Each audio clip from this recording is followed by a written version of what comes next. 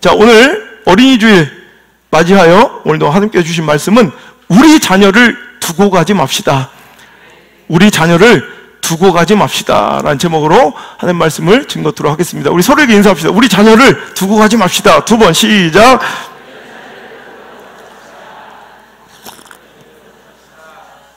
우리 일전에 몇 개월 전에 찬양 예배를 통해서 전했던 말씀입니다. 한 집사님이 그런 말씀하세요. 목사님, 우리가 말씀을 주실 때마다 바로 순종하고 그 말씀 한 번에 딱 삶이 변했다면 목사님께서 이렇게 매일같이 이렇게 혼신을 다해서 말씀을 전할 필요가 없으실 텐데 우리가 변해야 될 때 맞습니다만, 그런데 실은 그렇지 않을 수도 있어요. 여러분, 뭔가 잘못해서 계속해서 책망하여 똑같은 말씀을 전하는 것이 아니라 때로는 여러분 불이 아직 활활 타고 있을 때라도 장작을 계속 넣어서 그 화력을 유지하는 것일 수도 있어요. 우리는 끊임없이 말씀을 들어가며 또 이것이 너무나도 소중한 가치일 때는 여러분 계속해서 그것을 주지하고 잊지 않기 위해서 계속해서 이 말씀을 주신 것일 수도 있어요. 오늘도 이것이 왜 이렇게 똑바로 못합니까? 라는 책망의 말씀으로 들릴 것이 아니라 너무나도 소중한 말씀이 다시 한번 새기고 다시 한번 기억하라는 하나님의 격려이며 하나님의 권면이며 하나님의 명령으로 선포되고 들려질 수 있기를 주의 이름으로 축원합니다. 어린이 주일입니다. 저는 어린이 주일로 국한될 게 아니라 우리 자녀 주일이라 부르는 것이 합당할 것 같아요. 여러분, 우리 자녀들을 하나님께서 우리에게 맡기실 때 대나가나 아무에게나 주셨겠냐는 거예요. 여러분, 제가 우리 아이들 3남매 키워가면서 가끔씩 학원에 보낼 때가 있었습니다. 10만원짜리 단과학원 하나, 10만원짜리 영어학원 하나, 10만원짜리 수학학원 하나 보낼 때도 내 아들, 딸을 어느 학원에 보내면 어느 학원에 보내야 더 잘 될까를 고민해서 그 10만원짜리 학원 하나 선택한다도 이렇게 조심스러운데, 하물며 하나님께서 내 자녀들의 영혼을 맡기실 때, 여러분 내 자녀들을 여러분 가정과 우리 교회에 주실 때 아무데나 복불복으로 뿌리셨겠냐는 거예요. 그렇지 않은 줄 여러분 믿으시죠? 고민하고 고민하셨을 줄 믿습니다. 하나님께서 정말 고민하고 고민하셔서 내 자녀를 맡길 때 가장 아름답게 영적으로 성숙시키며 믿음으로 길러낼 부모로, 목사로 저와 여러분을 선택해 주신 줄 믿습니다. 저는요, 목사나 성도나 하나님께 받은 가장 큰, 가장 위대한 사명은 다름이 아니라 바로 부모의 사명이라고 생각해요. 우리 자녀들을 길러낼 수 있는, 우리 자녀들을 믿음으로 잘 양육시킬 수 있는 그 사명이, 그 교사로서의 사명이, 여러분 우리는 엄마 아빠기 전에 신앙의 믿음의 교사입니다. 누구나가 할 것 없이 주일학교 교사만 교사가 아니라 우리는 우리에게 맡겨주신 내 자녀들을 하나님께서 원하시는 뜻대로 믿음으로 양육해내야 될 의무와 사명을 가진 모두가 다 영적인 교사들인 줄 믿으시고요. 물질적인 것만 지원하고 공부만 시키고 서포트해주면 부모로서의 역할이 끝난 것이 아니라 세상에서 잘되고 세상에서 여유롭게 살고 여러분 자랑스럽게 명예롭게 살아가면 그것이 성공이 아니라 내 자녀들이 믿음을 잘 양육받고 제대로 세워져야 그것이 진정한 우리 양육의 완성이고 완결인 줄 믿습니다. 우리 하겸이가 요즘 말이 많이 늘어나고 있어요. 근데 옛날에 같이 이렇게 선교하다가 같이 양전사랑 같이 이렇게 있는데 제가 왜 말을 안 하는지 알겠더라고. 별로 말이 필요 없더라고. 저 나이 때는 딱 두 마디로 모든 걸, 아빠,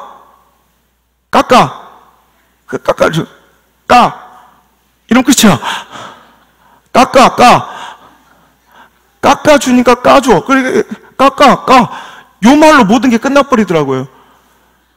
여러분, 우리도 어린아이처럼 하나님께 이런 복잡하고 어지러울 게 아니라 하나님께 모든 것을 공급받고, 여러분, 교회에서 말이 많을 필요도 없어요. 그냥 하나님 믿고, 하나님 신뢰하고, 그럼 나가는 정말 어린아이 같은 신앙 될 수 있기를 주의 이름으로 축복합니다. 잔머리 굴지 말고, 쇼하지 말고, 척하지 말고, 탓하지 말고, 어른들의 습성이에요. 못된 아주 그냥 달아빠진 이 어른들의 꼰대들의 습성은 탓하고 척하고 쇼하고. 근데 어린애들은 그럴 게 없어. 척이 없어. 뭐 있는 척, 아는 척, 경건한 척, 의로운 척도 없어요. 쇼도 없어요. 그냥 담백하고 순수하게 나오니 예수께서는 저런 자들이 천국의 주인이라 말씀하신 것이 아니겠습니까? 우리 자녀를 통해서 우리가 하나님께서 기뻐하시고 예수께서 좋아하시는 참된 담백하고 단순한 신앙, 모델을 한번 배워볼 수 있는 의미 있는 시간 되시길 바랍니다. 그리고 우리가 자녀를 양육할 때도 그냥 까주고 먹을 것만 주고 그것이 사랑이라 끝낼 뻔일 것이 아니라 진짜 믿음으로 양육하고 정말 다른 건 다 포기해도 죽어도 좋을 만한 신앙의 영적 가치만큼 반드시 물려줄 수 있는 진짜 성공한 인생 되시길 바랍니다. 성공한 자식농사 되길 바랍니다.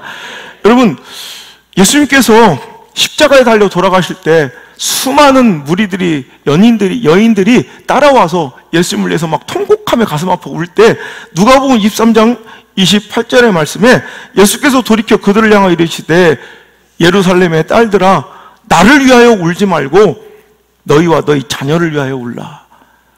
여러분, 이 예수님의 말씀이 이 시대를 향한 준엄하신 하나의 명령으로 들려지길 바랍니다.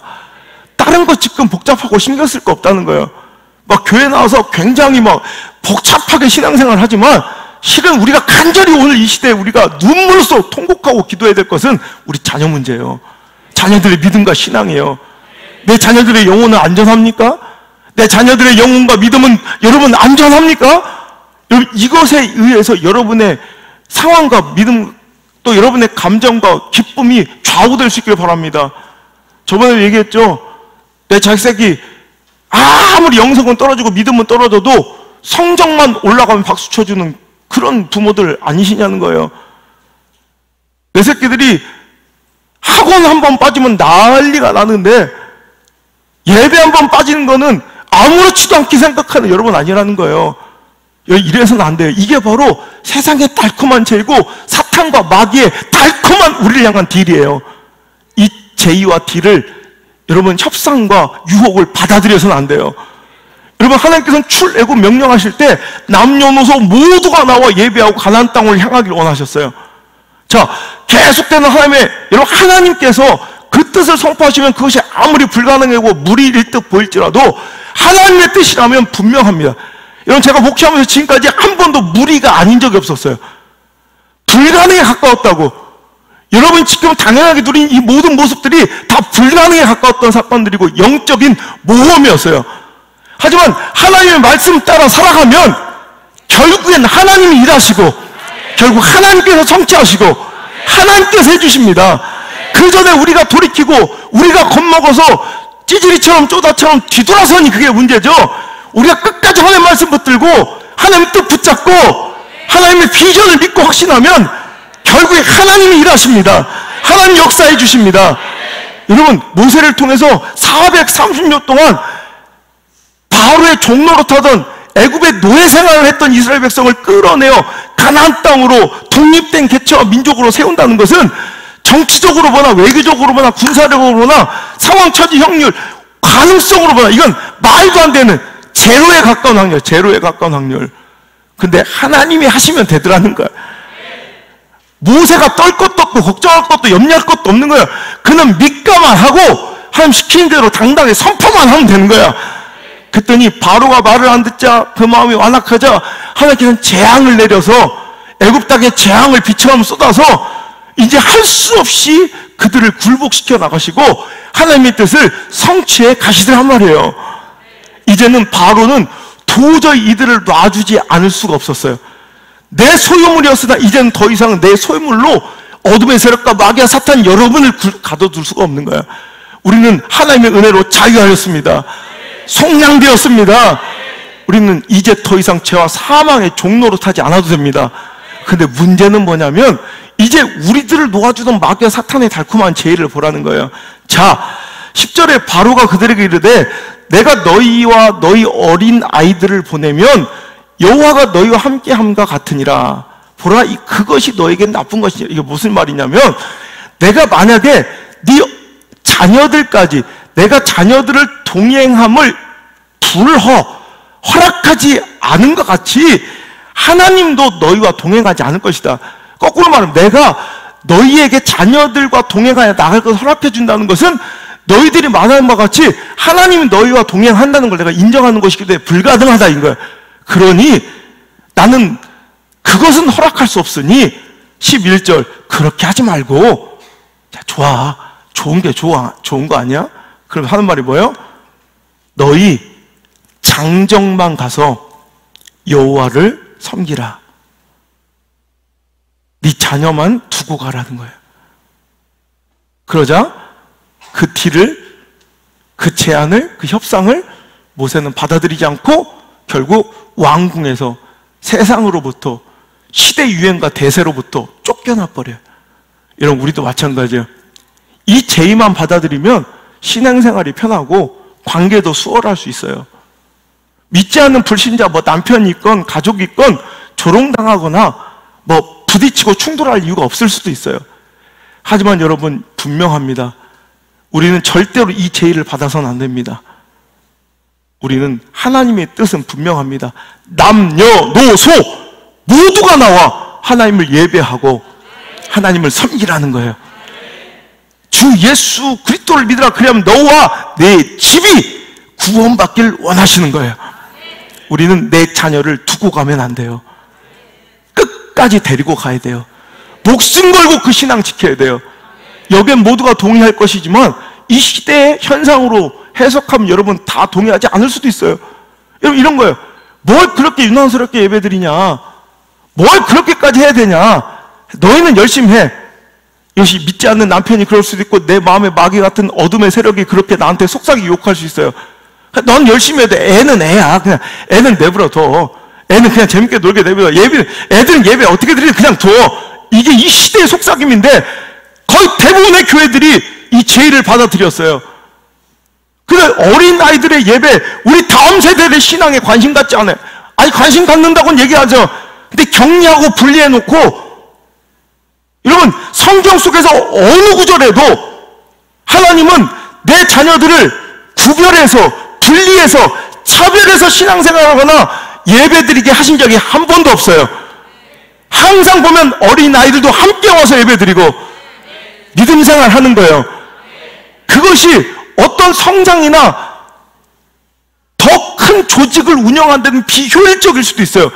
제가 목회하니까 잘 알잖아요. 이게 얼마나 힘든 일인지. 내가 아이들까지 신앙교육시키며 예배교육시키며 여러분 이렇게 살아가는 담임 목사가 얼마나 바쁘고 힘든 일인지 제가 더 잘 알잖아요.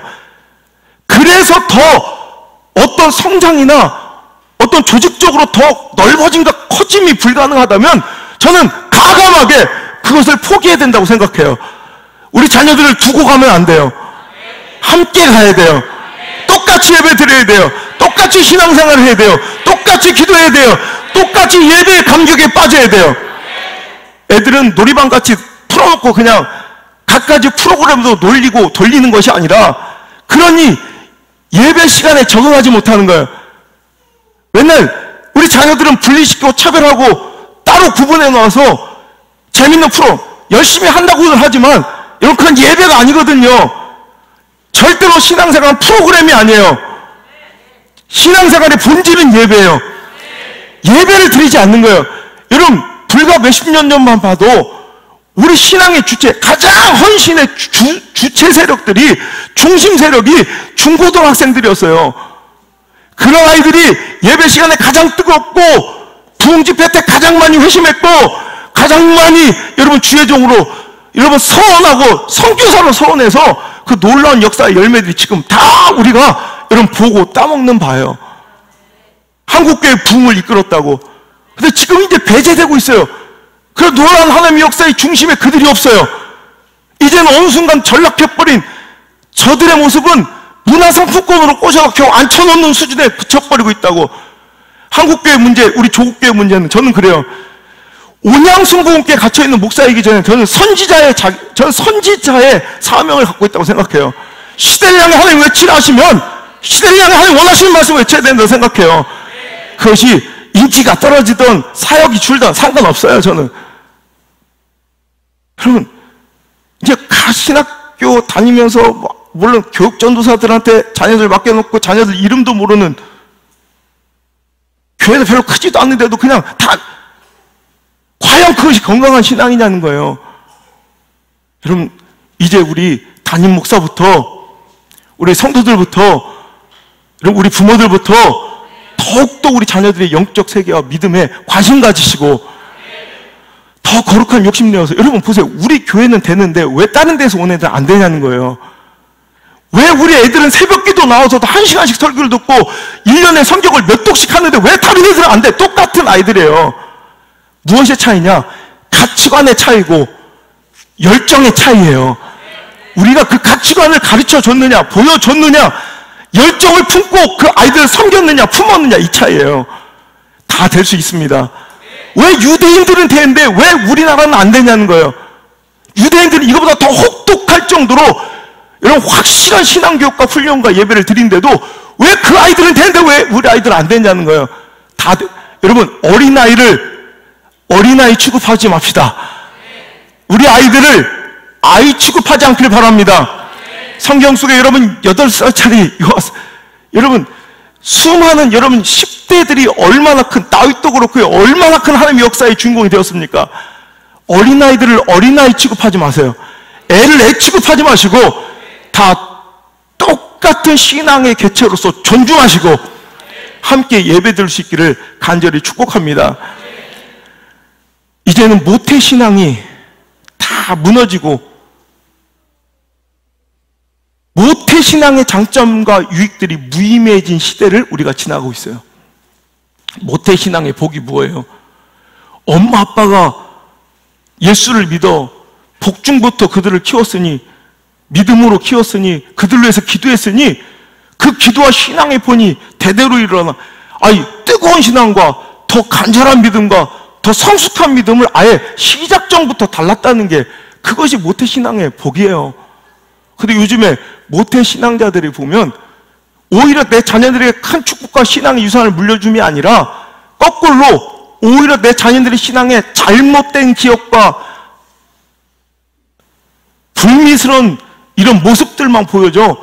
오히려 그 모태신앙이, 그 부모들의 모습이 오히려 거꾸로 그 자녀들의 신앙 가운데 오히려 흉처럼 남아있는, 흉터가 돼버린 그런 저주스러운 모태신앙도 많다는 거예요. 자녀들에게 불미스러운 모습과 잘못된 신앙의 이런 본을 보여 오히려 내 자녀들의 영성과 신앙을 떨어뜨리는 그런 부모의 모습이 아니라 오늘도 내 자녀를 위해서 눈물로 기도하고 통곡하며 아름다운 본을 보일 수 있는 저 여러분 되시기를 주 여러분 축복합니다. 많은 교회들 제가 집회를 가보면 특히 오래된 교회일수록 더 미래가 소망이 있고 희망이 있어야 되는데 예배자들의 불균형이 심각해요. 큰 교회임에도 불구하고 노년에 장년 성도들은 많은데 그 중간이 없는 거예요. 자녀들 세대가 실종되고 멸종된 거예요. 가만히 보면 때로는요, 자기들 신앙놀이에 빠져서, 자기들 종교놀이에 빠져서 비본질적인 싸움들 가지고 우악스럽게 다퉈가느냐, 진짜 지켜야 될 소중한 것들을 다 잃어버리고 내 자녀의 믿음과 영혼을 잃어버렸는데도, 아니 잃어버린 줄도 몰라요. 참혹한 시대예요. 우리 교회 나와서 종교놀이 하지 않길 바랍니다. 신앙놀이 하지 않길 바랍니다. 비본질적인 것들 가지고 에너지 쏟고 싸움하지 않길 바랍니다. 오직 본질, 그 본질에만 목숨 걸고 예배에 목숨 걸고 이 은혜에 목숨 걸고 전도 선교에 목숨 걸고 하나님께서 교회가 명령하신 그 뜻을 성취하는데 우리의 모든 힘과 에너지를 다 쏟을 수 있는 우리 교회 되기를 간절히 바랍니다. 제가 지난번에도 얘기했죠. 교회도 안 다니는 자녀를 지금 10수년째 20년째 교회도 안 다니는 자녀를 한 장로님은 방치하면서 그 자녀의 대기업 면접을 해서 기도를 부탁해요. 물론 기도 부탁 좋죠. 그런데 저는 제가 부모였으면 그렇게 안 했을 것 같아. 저는 그따위 거 필요 없다고. 하나님께 내 자식 대기업 들어가면 뭐해? 천국 못 가고 지옥 가면 그게 축복입니까? 난 더 간절하게 난 그럴수록 목사님께 그렇게 기도해서 하나님, 목사님 나 다른 거 필요 없습니다.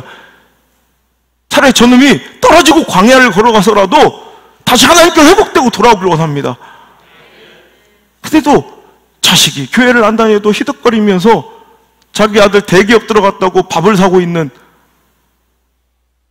여러분, 저의 가장 가슴 아픈 우리 성도들 중에서 자녀들이 신앙생활 제대로 않는 그 성도들의 가정이 저한테 가장 큰 아픔이에요. 지금 가장 간절하게 기도하고 어떻게 해서라도 한번 그 회복시킬 기회를 얻을까 맨날 고민하고, 요즘에 제가 몇 주 동안 교회에서 밤새서 기도하며 제가 철야를 했거든요. 그 기도의 대부분이 그런 기도예요. 그럼 묻습니다. 당신은 그렇게 간절하십니까? 목사가 아무리 해도 안 되는 게 있어요. 내가 개척 때부터 지금까지 본 결과 금식을 일주일시켜줘도 안 되는 가정들이 있더라고. 몇십 일을 그 가정과 자녀들 위해서 금식기도 해줘도 안 되는 게 있더라고. 여러분, 망하는 가정의 자녀들은 두 가지 특징이 있어요. 첫 번째, 기도를 안 하거나, 두 번째, 본의 안 되거나. 여러분, 망하는 자녀들은 보면 부모들이 기도를 안 하거나 본의 안 되거나 둘 중에 하나예요. 아무리 목사가 눈물을 쏟고 금식을 해도 부모가 기도하지 않고 부모가 본이 되지 않으면 결국 망하는 쪽으로 흘러가더라는 거예요. 여러분, 제가 요즘에 저도 아이들을 키우다 보니까 저도 고민이 있죠. 자녀들 교육에 대해서. 저들은 막 무관심한 것 같지만 자식에 무관심할 수 있습니까? 한 번은 이게 철야 기도를 하다가 잠깐 이제 옷 갈아입고 이제 새벽에 이제 들어왔어요, 집에. 집사람이 이제 깨가지고 계속해서 이제 요즘 우리 자녀들의 이제 진로에 대해서 집사람은 이제 염려하고 고민하고 있는 거예요, 막. 그러다 보니까 새벽 기도 시간이 돼서 그 자리에서 이제 오게 돼서 다시 이제 와서 엎드려서 기도하고 있는데, 갑자기 하나님께서 막 제 마음을 치시는 거예요.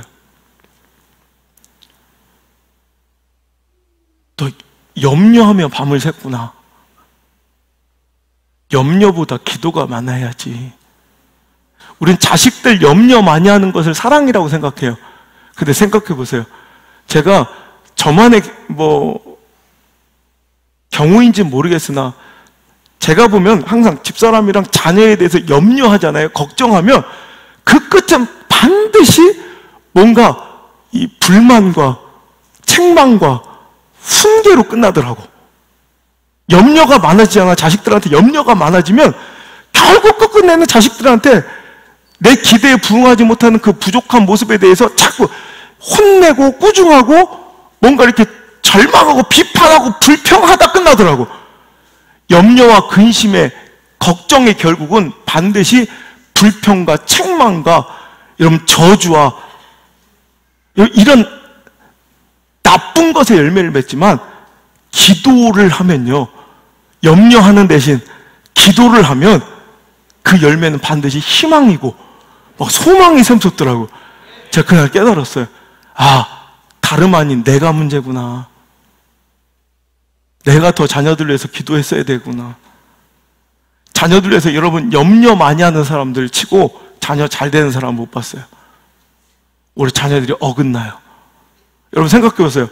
자녀들 걱정되고 염려될 때가 많이 있었잖아요. 염려 걱정하면 그 끝이 뭐든가요? 처음엔 좋은 마음으로 염려하고 내 자녀가 잘 되길 위해서 사랑해서 걱정했는데 결국 끝은 다툼 아닙니까? 막 분쟁 아니었습니까? 항상 이렇게 끝나버리는 거예요.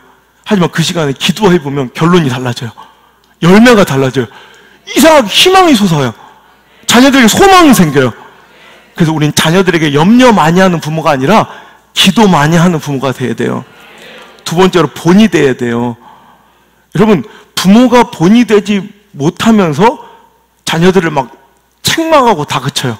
그러니까 자녀들은 더 어긋나게 돼요. 마음속으로 전화 잘하지. 여러분, 오늘도 우리 삶이 이러진 않고 있습니까? 이건 자녀 망치는 길이에요. 기도 안 하면서 본의 안 되면서 자녀들은 기적적으로 뭔가 우연히 잘 될 거라고 착각하는 거. 다른 건 모험을 좀 걸어보고 도박을 해도 돼요. 근데 내 자녀들의 인생을 걸고 내 자녀들의 영혼을 걸고 이 무서운 도박하지 않길 바랍니다. 내가 먼저 똑바로 살아야 돼요. 내가 먼저 똑바로 그 길을 걸어야 돼요. 이것만 기억하십시오. 내 자녀는 본 대로 행할 것이고 들은 대로 말할 것입니다. 자, 여러분 서로에게 인사합시다. 내 자녀는 본 대로 행할 것이고 들은 대로 말할 것입니다. 시작. 내 자녀는 본 대로 행할 것이고 들은 대로 말할 것입니다. 이건 틀림없습니다. 내 자녀들이 내가 하는 거 본대로 그 다음에 똑같은 상황에서 행동할 것이고, 나처럼 내가 부모에게 들은 대로 말할 거예요. 나는 개떡같이 말하고 개떡같이 살아가면서 내 자녀는 참하고 아름답고 결기 있고 올곧고 믿음 있는 삶을 살아갈 것을 기대하지 말라는 말이에요. 팥 심어놓고 콩나기를 기대하지 말라는, 이 위험한 도박을 왜 다른 것이 아닌 자녀의 인생과 영혼을 걸고 이 위험한 도박을 하는 말이에요. 우리가 먼저 돌이키고, 여러분, 내가 본이 될 수 있기 위해 여러분 꼭 오늘부터 고치고 내 자녀에게 보여주고 들려줘서는 안 될 것들에 대해서 고치고 돌이키는 변화의 역사가 있을지어다. 자녀에게 가장 큰 축복은 내가 돌이켜서 보여주는 거예요. 그래서 제가 그랬죠. 자녀들이 이만큼 살아가기를 원하면 나는 오버해서 억지로 쇼를 해서라도 이만큼을 보여줘야 겨우 이만큼 따라올까 말까요. 그러니까 자녀들 앞에 성경 많이 읽으시고 기도하는 모습 보이시고, 자녀들이 여러분 아무리 어린 것 같아도 여러분의 상황 처지 더 잘 알아요. 민감하게. 우리 안들의 아기 때 저 말도 못하고 겨우 걸어가는 저 하겸이보다 더 어릴 때, 그때 지금 하진이 뭐야, 쟤보다 훨씬 더 클 때까지 마트에 가도 하나 과자 한 번 안 잡아. 뭐 사달라는 칭얼거림 한 번이 없었어요. 왜? 아는 거야, 상황을. 스팸을 아무리 갖다 놔도 스팸 이 조그만 통 있죠? 큰 통 말고 이 조그만 통을 일주일을 먹어요. 우리 요거를 숟가락으로 이만큼 떠서 혀끝으로 맛만 느끼고 밥을 막 이만큼 넣어. 어렸을 때부터 이제 우리가 가난하고 어려운 걸 아니까 애기들도 그걸 알더라고. 지금도 이제 스팸이 집에 막 내 드레스룸에 거짓말 조금보다 한 50박스가 쌓여있어요. 이 정도는 우리 충분히 먹을 수 있는 상황이야. 그런데 선뜻 우리 애들, 저도 그거를 깊이 못 퍼. 몸이 가난을 기억해. 손가락 끝이 가난을 기억해. 야, 이거 무섭디다. 그러니까 여러분, 우리 어렸을 때 습관 잘 들여놔야 돼요. 약속, 신뢰의 부분, 인사, 존중의 부분, 관계의 부분, 예배, 영적인 이 하나님과의 관계, 여러분 길 잘 들이셔야 돼. 맨날 문화상품권하고 모여서 놀고 놀이교실하고 뭐 프로그램하고 뭐 색깔칠하게 하고 이러다 보니까 진짜 예배 들어오면 미치겠는 거예요. 왜? 힘들어서. 우리 교회에서는 상상할 수 없는 일들. 예배 시간 1시간 예배, 우리처럼 뭐 몇 시간 드린 것도 아니고 1시간 예배 드리는데, 어떤 교회는 그 권사들이, 집사들이 물을, 내가 설교하지 지가 설교해? 물을 한 5-6번을 먹으러 왔다 갔다 해. 모든 교인들이 다 물컵 하나씩 다 두고 이렇게 차 마시면서, 내가 광대야? 뭐 쇼보듯이 이렇게. 그런 교회들은요, 너무 웃긴 게 애들이 예배 시간 내내 물 들어다니고 다 컵 하나씩 들고 다녀, 애들이. 이거 엄마 아빠한테 보고 배운 거예요. 어떤 교회는 다리를 이렇게 예배 강대상에 올려놓는, 의자에다 올려놓는 사람들이 있어요. 뒤에 이렇게 뚫려있는 의자들 있잖아요. 거기다가 신발을 벗고 이렇게 발가락 꼼짝거리면서 발을 올려놓는 교회들이 있어요. 겁나 많아요.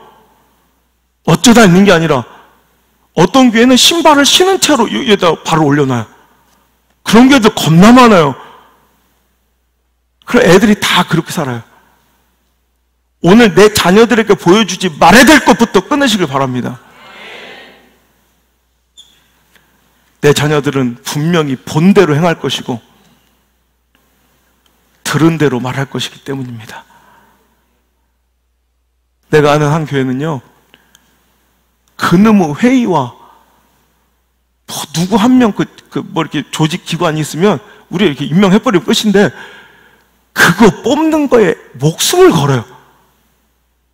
맨날 장로님, 권사님들, 여성교회 모여가지고 맨날 권사들 모여가지고 회의하고 그 임원 뽑는데 맨날 쌈질을 해. 얼마 집회를 가봤는데 옛날부터 아는 교회예요. 중학생들이 모여서 이번 신임 회장 임원 뽑는데 5시간째 회의를 하고 있어. 중학생들이. 야, 그럼 망조예요, 망조. 예배는 1시간도 못 드리면서 그 회의하고 싸움, 이런 거는 보고 자라가지고, 우리 이런 거부터 깨트려야 해요. 한국교회가 이런 비본질적인 작업들부터, 이러면 맨날 집안에서 교회 불순종하는 모습 보이고, 주의 종을 통해서 하나님 말씀을 성취하고 이루시길 원하실 때 그걸 조롱하고 비꼬면서 불순종하는 사람들, 여러분 자녀들이 다 봅니다. 자녀들은 여러분 다 안다고 그랬죠? 가난하고 어려운 우리 집안 형편인 것도 다 알아. 그런데도 불구하고 우리 아빠 엄마가 순종하고 헌신하는 모습 보이면 내 자녀들도 똑같은 어렵고 힘든 상황 속에서도 하나님께 순종하고 헌신하는 길을 선택하고, 그걸로 인해 우리가 지금 누리는 이 은혜들, 매일 터지는 그 눈물들을 내 자녀들도 누릴 수 있지만, 맨날 우리 엄마는, 우리 아빠는 잘 하다가도 상황 따라 가더라, 관계 따라 가더라, 감정 따라 살더라, 형편 따라 살더라. 그거 보여주면 자녀들은 반드시 그렇게 살지 다른 길을 가지 않아요. 오늘 우리가 염려 되신 자녀들에게 더 기도해 주시고, 특별히 여러분 부탁드립니다. 자녀들의 결혼 문제 위해서 기도 많이 하시길 바라요. 제가 항상 얘기하죠. 자녀들 결혼 기도는 아무리 빨라도 빠른 게 아니에요.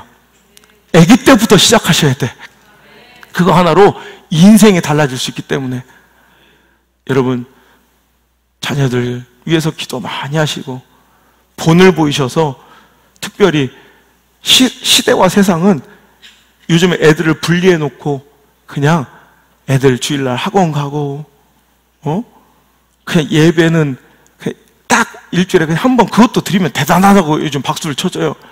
그리고 새벽 기도나 금요 갈망 집회나 성경 공부나 성경 통독이나 이거, 애들 공부할 시간도 없는데 교회 헌신이나 어떤 사역들은 아이고 어른들만 하고 애들은 다 구경하는 구경꾼으로 전락시켜 버렸지만, 이게 당연한 것처럼 여겨지지만 절대 우리 교회는 그래서는 안 돼. 똑같은 교회 구성원이고, 입교하는 순간 우린 똑같은 의무와 교회 책임을 진 똑같은 교회 구성원이고 믿음의 공동체 일원이에요. 똑같이 예배하고, 똑같이 헌신하고, 똑같이 기도하고, 똑같이 성경 읽고, 똑같이 순종하고 살아가는 멋진 그런 교회 기관들로 우리 맡으신 분들 잘 세워가 주시기를 간절히 부탁 말씀 드립니다. 세상은 그냥 어른들 니들이나 열심히 해, 자녀들은 그냥 두고. 하지만 여러분 하나님의 말씀은 분명해요. 네 자녀들을 데리고 가라. 교회가 체격은 커졌는데 우리 몇십 년 전에 비해서 교회가 너무너무 풍족해지고 체격은 커졌는데, 껍데기는 커졌는데 영적인 체력은 완전히 허당이에요. 허당. 30년 전에 비해서 뉴스에 보니까 중고등학생 체격이 월등하게 커졌더라고요. 근데 오히려 체력은 허당이잖아요, 요즘 애들. 우리 옛날에 아토피가 어딨어? 왜 그런지 알아요? 코 빨아먹고 커서 그래. 간식이 누런 코. 화장지 아깝게 그걸 왜 닦아버려? 그러니까 박정숙 씨가 저렇게 건강한 거예요. 그 콧물 이런 게 백신이에요. 백신, 면역주사. 제가 알고 있는 한 교수님이 가장 좋은 일본인 교수인데 자녀들에게 가장 큰 보약은 땅에 떨어진 사탕을 먹이는 거래. 우리 옛날에 다 그거 먹고 컸잖아요. 3초 안에 주스면 괜찮잖아. 우리 사탕에 막 모래가 다 씨름장에 떨어져서 우리 이광규 씨 먹어요, 안 먹어요? 어떻게 먹어요? 2번 빨고 먹으면 괜찮아. 그게 가장 큰 보약이었다는 거예요. 그러니까 이 면역이 잘 생겨가지고 웬만한 병이 안 걸렸는데 지금은 너무 허약하게 비리비리가 큰 거예요. 지금 교회가 딱 그래요. 체격은 커졌는데 영적 체력이 엉망이야. 예배도 못 드리고 헌신도 못하고. 난 그래서 우리 교회들이 너무 자랑스러워. 1년에 성경을 몇 독씩 하고 새벽기도 나와. 엄마 아빠는 잠들어 있어도 자녀들이 나와 새벽기도를 드리는 교회가, 난 우리 교회밖에 난 세상 본 적이 없어.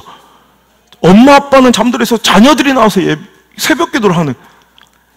그리고 여러분 다른 데는 아무리 좋은 시설로 모여라 놀아, 그래도 그 좋은 시설이 텅텅 비었는데 우리 교회는 맨날 교회에서 쫓아내는 게 이래. 그만 좀 집에 가라고. 얘기했죠. 놀 것도 하나도 없고 공간도 없는데 저 다윗실 교육실에 양말 하나 말아서 던져주니까 4시간을 놀더라니까. 양말 말아가지고 그거 갖고 축구를 하면서 4시간을 거기서 놀다가 돼. 교회가 즐겁고 예배가 즐겁고. 이번 주에도 놀면은 친구도 없는지 교회에서 좀 있게, 내가 이제 허락을 안 했더니 교회에서 좀 있게 해달라고. 그래서 내일 갑자기 금 모임해가지고 이제 교회에서 와서 놀으라고 한 거예요. 이게 우리 30년 전, 20년 우리들의 모습이에요. 그 동기간이 그렇게 재밌었고, 우리 같이 모여가지고 교회에서 밤새우고 교회에서 있는 게 그렇게 행복했던 우리네 이 DNA가 우리 자녀들에게 전승된 게 얼마나 감사해요. 우리 자녀들이 세상의 즐거움에 빠져 노는 것보다 교회에 나와서 이렇게 행복하게 지내는 것을 기뻐하는 거, 우리 이거 축복으로 알아야 돼요. 목사와 친밀하게 지내는 거, 어려움이 있을 때 부모에게도 털어놓지 못할 고민들을 목사한테 와서 상담할 수 있는 거, 이거 복 중에 복으로 알아야 돼요. 우리 자녀들이 이렇게 다 잘 자라날 수 있도록 우리 계속해서 기도해 주시고, 내가 신앙에 걸림돌 되지 말고 본이 되는 그런 삶을 살겠다고 다짐하시는 우리 자녀 주일 되시기를 주의 이름으로 축복합니다. 예배의 자리에서 우리 자녀들 절대로 소외시키지 말고, 제가 항상 얘기하죠. 항상 구약에서도 함께 아이들이 더불어져 그 은혜의 현장의 중심에 있었고요. 신약에서도 함께 말씀을 듣는 그 현장에 아이들이 있었어요. 그러니까 오병이어의 사건이 일어날 수 있는 거야. 오병이어의 사건, 그 기적을 잘 들여보면 그 예배 현장에 아이가 있었던 거예요. 아이들을 너무 분리해 놓지 말고, 차별하지 말고 진짜 예배를 잘 가르치고. 그러니까 가장 좋은 설교는 뭐냐면 우리 엄마 아빠, 할아버지 할머니의 예배 드리는 모습, 이 감격적인 우리 장로님 권사님 집사님들의 예배하는 모습을 보여주는 거, 이게 가장 아름다운 설교인 줄 믿습니다. 그 본이 되는 교회, 눈물이 살아있고 볼에 피 흘린 내가 언제나 녹아있는 예배, 우리 자녀들에게 이 예배의 DNA를 반드시 물려줄 수 있는 저 여러분들 수 있기를 주의 이름으로 축복합니다. 여러분, 제가 일전에도 한번 얘기 드린 적이 있는데, 북한에 제가 평양에 가보니까요, 김일성의 그 유적과 김일성의 일대기가, 원래는 김성주죠, 이름이. 항상 이렇게 전시되어 있고, 이제 그것을 선전하는데, 여러분 아시는 바와 같이 김일성의 가문은 신앙의 가문입니다. 그 당시에 미드의 거의 초창기의 명문 집안입니다. 아시죠? 여러분, 김일성의 할아버지가 강돈욱이라는 교육가이며 신실한 장로님이었어요. 그래서 그 강돈욱에게는 강판석이라는 이제 딸이 있었고, 그 동네에서 이제 신실한 믿음의 청년이었던 김형직과 자기 딸 강판석을 결혼시켜서 낳은 아들이 바로 김성주예요. 김일성이죠. 그 김성주는 그래서 믿음의 대를 잇는 집안에서 자랐고 모태신앙으로 살았다고요. 그런데 그의 일생의 기록에 이 교회 생활에 대한 기록이 딱 한 줄 있습니다. 김일성의 생가 유적에 보니까 교회에 대한 기록이 딱 한 줄 있는데, 그게 뭐냐면 예배는 늘 따분했고 설교는 항상 지루했으며 엄마는 옆에서 꾸벅꾸벅 졸고 있었다. 껍데기만 나와 있는다고 다 된 게 아닌 줄 믿으시길 바라요. 60만 와서 이 자리에 앉아있다고 되는 게 아니라 우리의 가치를 보여주는 거예요. 이 예배가 우리한테는 얼마나 목숨 걸 가치인지를 우리가 스스로 보여주면 자녀들도 알아요. 내가 예배를 10원짜리로 알고 하나님께 선포하신 말씀의 가치를 값없게 여기면, 그러면서도 내 자녀들은 잘하길 바라요. 아니에요. 내 자녀도 어떤 상황 속에서 예배를 팔아먹을 것이고, 말씀을 불순종하며 자기에 합리화하고 맨날 변명과 핑계를 넘어서 교회에 대한 불평과 불만으로 떠돌이 인생을 살 것이 분명하게, 오늘 하나님께서 여러분에게 은혜를 주셨다면, 오늘도 이제 어찌 보면 이번에 헌신의 기회도 그런 것 같아요. 하나님께서 그런 기회를 하나님께서 우리에게 주시는 거예요. 아무리 힘들고 어려도 하나님의 말씀이 우선이며 예배가 우선이며 우리에게 주신 비전과 사명이 우선이라는 걸 자녀들 앞에서 보여주는 믿음의 덕을 세우시고 본을 보여주시는 그런 멋진 순종자가 여러분 되시길 주의 이름으로 축복합니다. 더 뜨거운 예배를 갈망하셔야 합니다. 더 기쁨을 열망하셔야 합니다. 저는요, 요즘에 가장 제 마음을 울리는 단어가 기쁨이에요. 기쁨. 더 깊어지고 싶어요. 여러분, 평탄할 때는 기쁨이 별로 드러나지도 구별되지도 않아요. 하지만 위기가 와야, 가뭄이 한번 와봐야 기쁨이 저력인 줄 아는 거예요.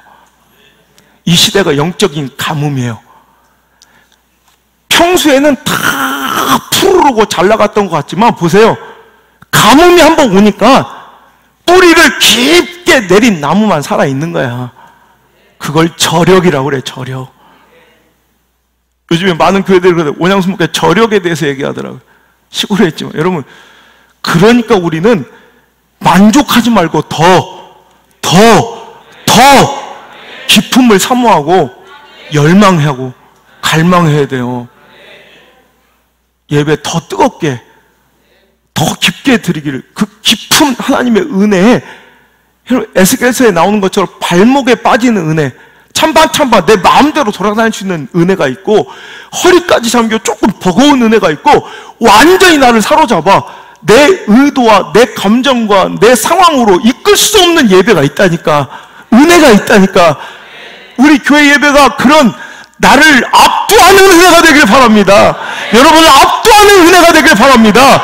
내가 함부로 끌고 다니는 예배가 아니라, 내 마음대로 주장하는 예배가 아니라, 내가 그냥 들어와도 어떠한 상황과 처지와 형편과 감정이 왔을지라도 나를 완전히 장악하고 나를 통치할 수 있는 하나님의 은혜, 하나님의 주권이 있는 그런 예배와 신앙이 우리 것 되기를 주의 이름으로 축복합니다. 여러분, 이렇게 코로나 사태가 한번 싹 지나가니까 기쁨과 안 기쁨이 보여. 여러분, 똑같이 예배 드리고 평탄하게 예배 드릴 때는 다 그냥 고만고만 잘하는 것 같아.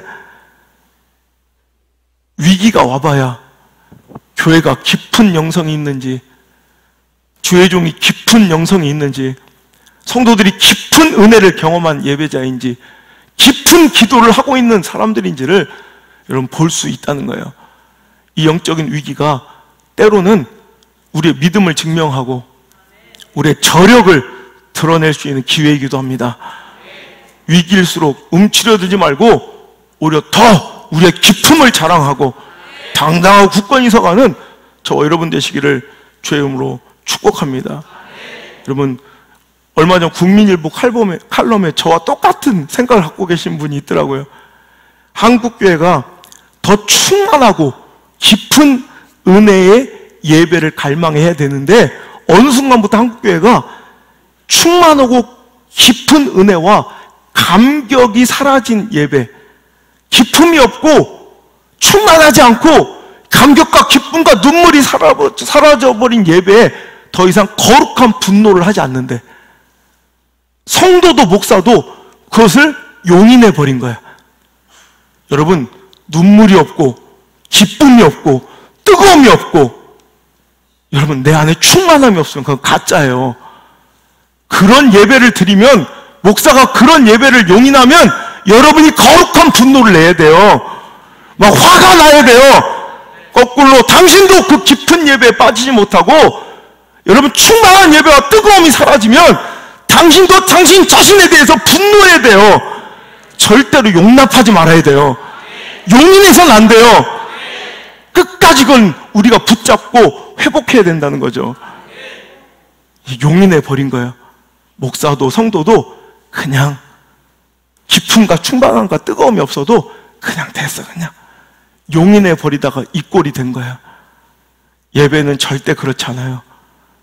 예배는 하나님을 만나는 감격의 현장이고, 더러운 죄인이 그 무하신 완전하신 분 앞에 서서 떨림으로 내 은혜가 얼마나 큰지를 늘 깨닫고 맛보는 회복의 시장이에요. 얼마나 감격스러워요.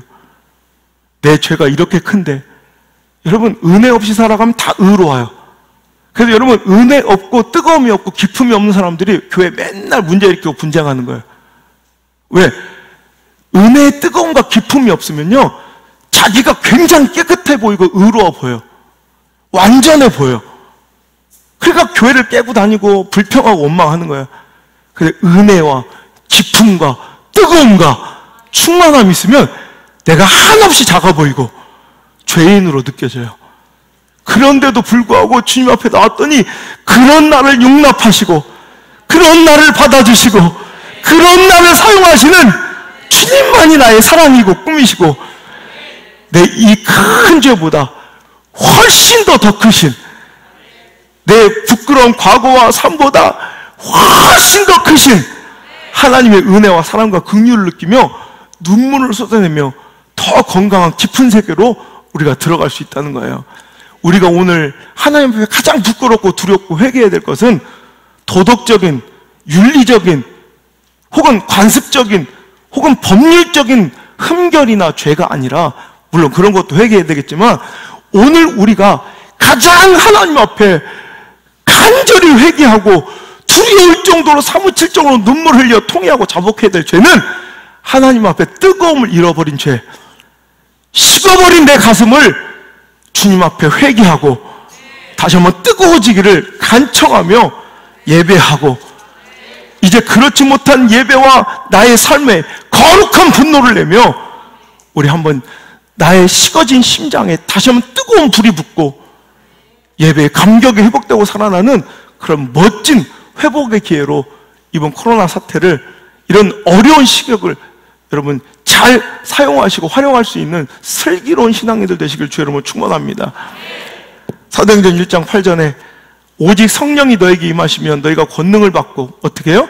예루살렘과 온 유대와 사마리아와 땅끝까지 이르러 내 증인이 되리라. 우리가 성령 받으면, 성령으로 충만해져 권능을 받으면 멈춰 있으면 안 돼요. 그 축복과 은혜와 믿음은 확산되어 가는 것이 건강한 신앙이에요. 그래서 빛처럼 소금처럼 그 선한 영향력과 주신 은혜와 믿음과 복이 확산되어 가요. 우리는 복의 근원이 되어야 돼요. 아멘. 예루살렘에서, 온 유대에서, 사마리아에서, 더 나아가 땅끝까지 이르러야 된다면 우리의 땅끝이 어디겠는가라는 거예요.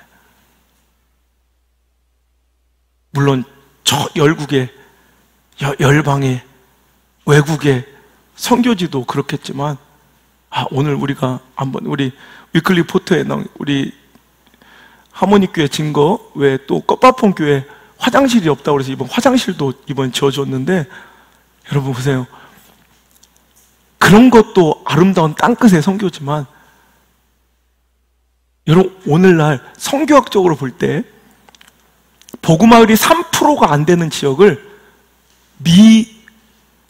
미선교, 미전도 종족이라고 불러요. 3%가 안 되는, 복음화율이 3%가 안 되는 미전도 종족인데, 오늘 우리 자녀들 중고등학교, 대학교는 더 하고요, 중고등학교의 지금 평균 복음화율이 3% 밑으로 떨어져 2.8% 밑으로 떨어지고 있어요.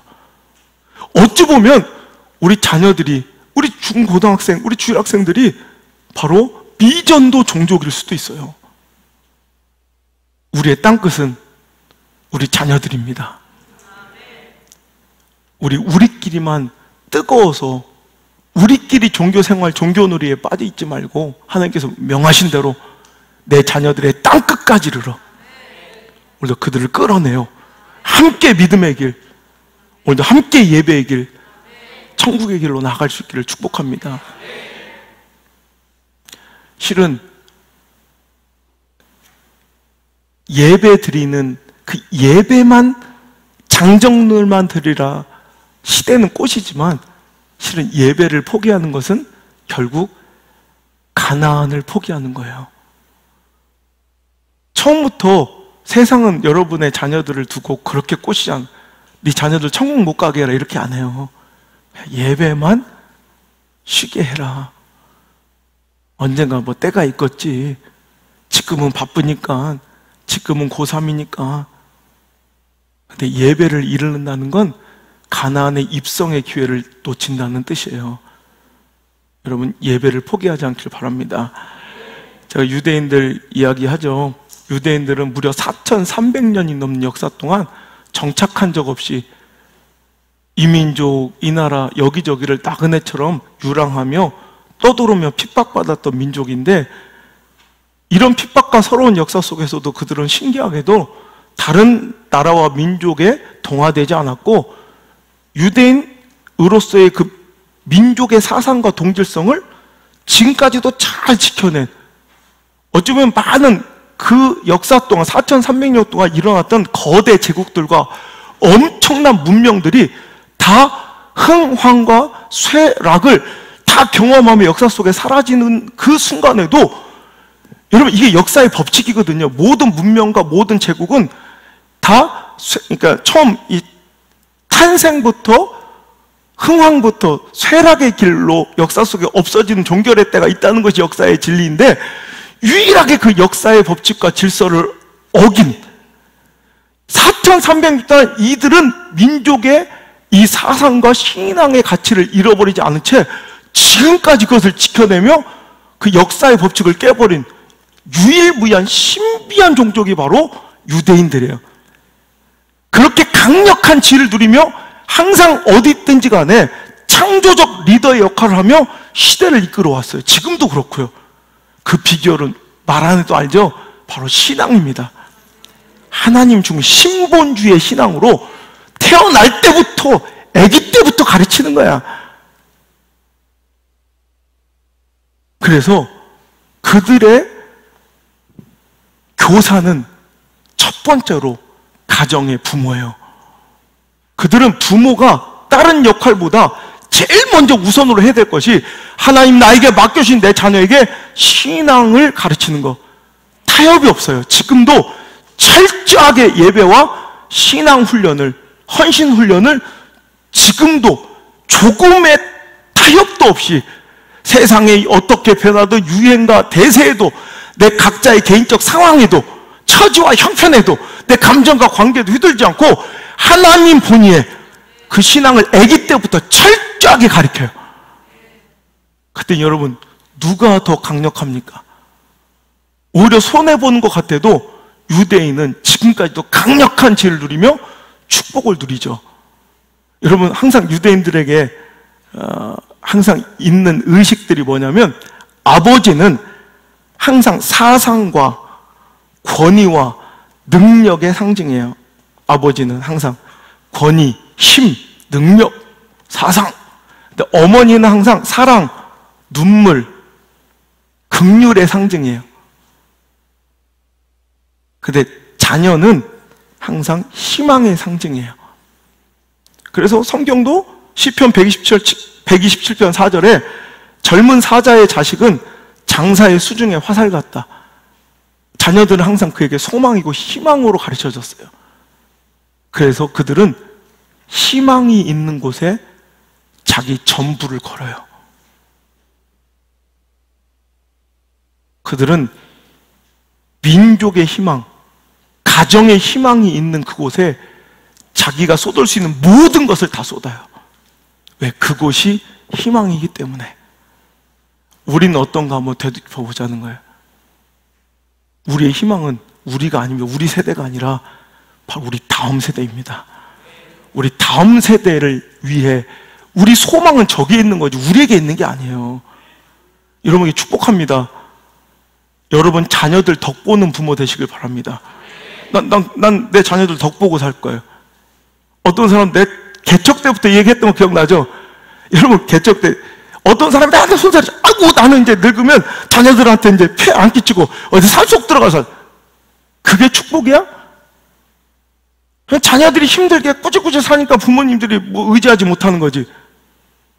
여러분 자녀들이 막 당당하게 살아봐. 계속 요구하지. 힘들어 죽겠어. 그게 행복이고 축복이에요. 자녀 덕 보고 사는 인생. 자녀들이 너무너무 축복받고 잘 돼서 야 엄마 해외여행 가게 300만 원만 내. 아빠 차 좀 바꿔줘. 여러분 당당하게 얘기할 수 있는 그런 자녀들 돼서 자녀 덕 보고 사는 게 좋지. 아멘 안 할 거면 64살까지 애 저기 뒷바라지하며 살든가. 그 비참한 거예요. 여러분 자녀들 덕 보는 가정 되시길 바랍니다. 우리 교회 자녀들 덕 보는 교회 되길 바랍니다. 자녀들 잘 되고 자녀들이 시대적 인물이 돼서 하나님 영광 돌리는. 저도 맨날 매스컴에 나오고 신문에 나오지만 저는 그럴 때마다 기도해요. 하나님 저는 이제 그만 주시고 내 자녀들이 여기 나오게 해주세요. 제가 어렸을 때 그랬다는데 우리나라 5대 일간지 내 인생에 한번 우리나라 5대 일간지 전면에 한번 실려봐야 돼. 그게 멋진 인생 아니에요. 저 전면에 한번 실렸잖아요. 5대 이거요 일면에 한번 실려보자 이거요. 사회면 말고. 그래서 그때마다 인터뷰할 때마다 하나님께 영광 돌리고 우리 온양순복교회 자랑하고 목사님의 이런 신앙의 가르침과 양육 자랑하고 눈물로 기도해준 우리 엄마 아빠의 기도와 신앙의 유산을 자랑하는 멋진 우리 자녀들 되길 주의 이름으로 축복합니다. 그래서 이제 교육부서와 담당자들 저 담임 목사부터 우리 희망이 있는 곳에 우리 소망들에게 모든 관심과 열정을 헌신과 섬김을 쏟아 정말 전심으로 다음 세대를 품고 살리는 우리 교회와 이 시대의 모든 교회들이 되기를 소망하고 당부하고 축복하고 하나님의 명령을 선포합니다. 우리 모든 교회들이 지금부터 이제 정신 차려서 남 얘기가 아니고 먼 훗날의 얘기가 아니라 지금 당장 이 시간에 얘기해요. 이제 모든 자녀들 예배 교육 시키고 우리 애들을 그냥 기타 등등 취급하지 말고 전심으로 우리 소망이라 품고 유대인들처럼 우리 소망과 희망이 있는 곳에 에너지를 쏟고 우리 이 정도도 충분해요 실은. 하지만 자녀들 위해서 더 좋은 환경과 여러분 더 좋은 예배를 물려줄 수 있는 그 DNA를 물려줄 수 있는 우리 온양순복음교회 이 말씀을 듣고 있는 모든 성도들과 우리 한국교회가 되기를 주의 명령으로 선포합니다. 우리 이 시간 찬양합시다. 오늘 찬양할 때요 갑자기 오늘 성령이 감동하셔서 우리 주의 보혈이 능력입니다. 우리 삶 가운데 내 자녀들 인생 가운데 주의 보혈의 피비린내가 주님의 보혈의 피냄새가 나는 인생 되게 하여 주옵소서. 그 보혈의 은혜와 능력으로 살아간 저와 여러분 되기를 간절히 소원합니다. 우리 자녀들 되기를 축복합니다. 주님 감사합니다. 우리 삶 가운데 자녀들의 인생 가운데 주님의 이 보혈의 피냄새가 제발 흐려지지 않길 원합니다. 형식에 빠져 쇼하며 척하며 탓하며 오늘도 능숙한 종교 행위로 만족하는 신앙놀이 종교놀이 되지 않게 하시고 전심으로 예배하며 우리가 맡겨주신 다음 세대 목숨 걸고 그들을 지키며 신앙으로 양육하는 진정한 교회와 우리 가정들 다 될 수 있도록 인도해 주옵소서. 세상은 자꾸만 우리에게 제한하고 유혹합니다. 그 정도면 됐어. 너나 열심히 하고 자녀들은 조금 놔줘. 하지만 오늘 하나님의 명령을 들었습니다. 네 자녀들을 절대로 두고 가지 말라. 오늘도 우리가 누리는 천국, 기쁨, 행복, 이 멋진 믿음의 소풍길을 내 사랑하는 자녀들과 함께 걸어가는 정말 후회 없는 인생, 멋진 가정들 다 될 수 있도록 인도해 주옵소서. 이번 어린이주일 자녀주일을 맞이하여 특별히 부족한 종이 일주일 동안 기도했던 것처럼 우리 사랑하는 가족들 가운데 자녀들이 아직 하나님 믿지 않는 가정들이 있습니다. 그 어떤 기도보다 간절하고 어떤 기도보다 위급한 기도인 줄 믿습니다. 주여, 다른 어떤 기도보다 이 기도를 먼저 응답하여 주셔서 지금은 간절한 애타는 기도 제목이지만 우리 자녀들이 함께 나와 이제 우리 함께 이 예배를 누리며 이 행복과 기쁨을 누리며 예배자로 만날 수 있도록 축복하여 주옵소서. 저희들의 모든 기도 제목이 변하여 감사 제목이 되며 오늘 아픈 쓰린 눈물이 변하여 환희와 감격의 눈물이 되며 오늘의 상처가 변하여 내일의 간증이 되는 아름다운 가정들과 자녀들, 역전승이 넘쳐나는 아름다운 인생들 되길 원하오며 이제는 우리를 위해 십자가의 그 보혈의 피를 남김없이 흘리신 우리 구주 예수님의 은혜와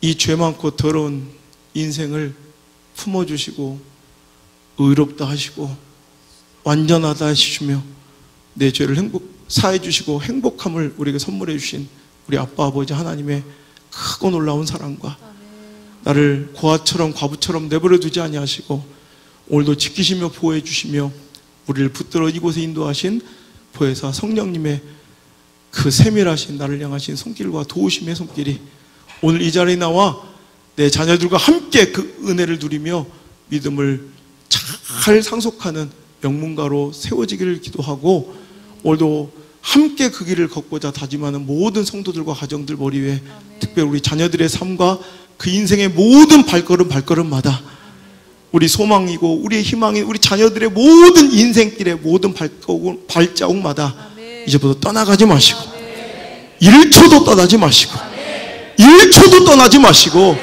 영원토록 함께 머무시기를 간절히 또 간절히 축원하옵나이다. 아멘. 주여, 감사합니다.